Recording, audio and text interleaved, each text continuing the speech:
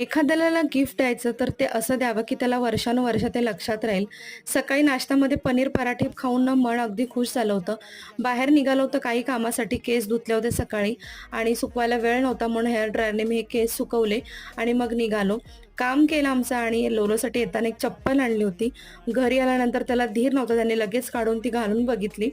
संध्याकाळी ते चहा ठेवला होता आणि गिरणीमधून पीठ आणलं होतं चण्याचं दळून, तर ते काढून घेतलं आणि माझ्या ज्या चाळण्या होत्या ना घरातल्या त्या खराब झाल्या होत्या. सो येताना त्या नवीन घेऊन आली आणि त्याचबरोबर ही प्रेस्टिजची शिटीसुद्धा आणली. माझ्या प्रेस्टिजचा कुकरची शिटी जी होती खराब झाली होती आणि शिटी खूप महाग पडली. ₹140 ला ही एक शिटी होती.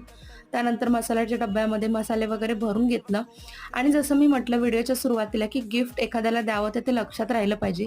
तर असंच काहीतरी हे हेअर ड्रायर होतं, जे मला माझ्या मैत्रिणीने लग्नामध्ये माझ्या दिलं होतं, म्हणजे 13 वर्षापूर्वी आणि ती गोष्ट अजूनही मी वापरते आणि त्यांची आठवणसुद्धा काढते.